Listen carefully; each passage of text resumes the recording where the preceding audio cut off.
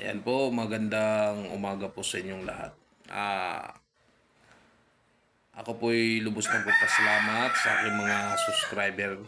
At magandang umaga po sa inyo.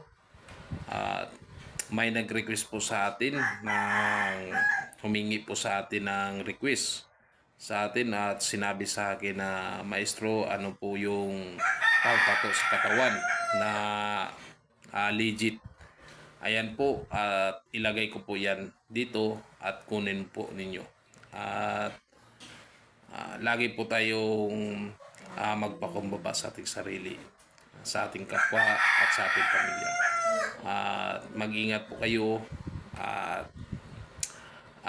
matagal-tagal po tayo na hindi po naka-live at naka-upload dahil sobrang busy po natin ngayon, lalo na sa pagdating ng eleksyon. Ayan po, marami pong salamat sa inyo. At ilagay ko yan sa dito, screenshot lang po sa nag-request sa akin sa pangtato na sa ating katawan. Itato po yan sa ating dibdib.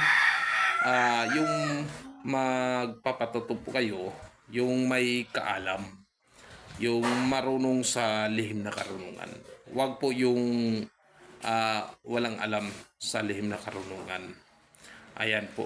Yung marunong sa lihim na karunungan, may kaalam din siya sa pagtatato.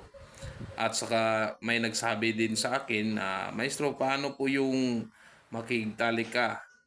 Mga ano yan, sagrado na mga dasal at mga salita yan.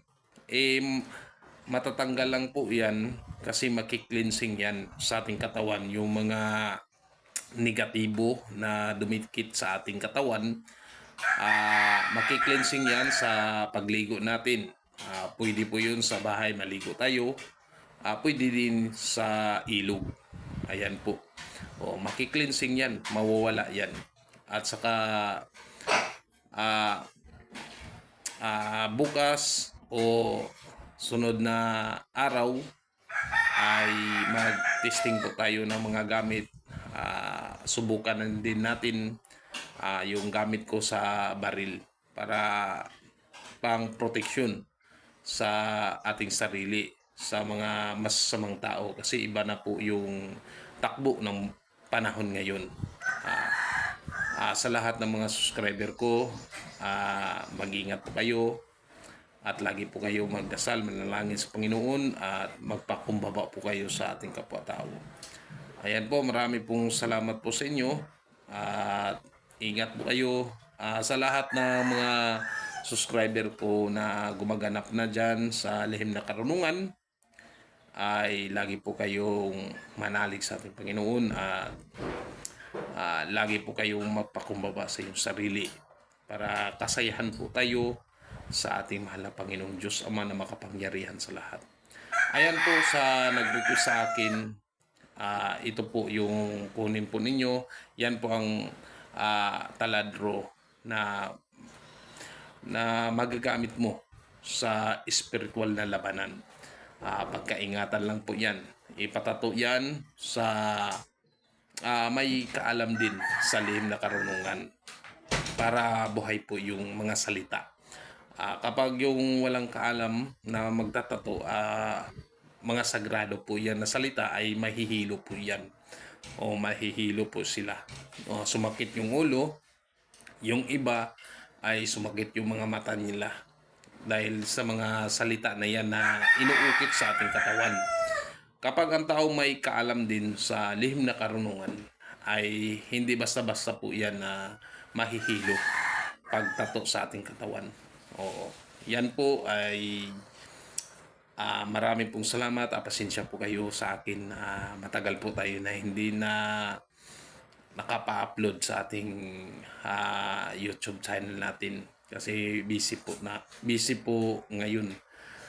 Sa susunod, magpa-upload din ako sa inyo. Sa lahat ng nag-request sa akin, pasensya po kayo na hindi ko kayo masagot-sagot kasi sobrang busy. Binabalansi ko po yun, yung trabaho ko, pamilya ko, paggagamot, pagpatuturo sa lihim na karunungan ay binabalansi ko po yan.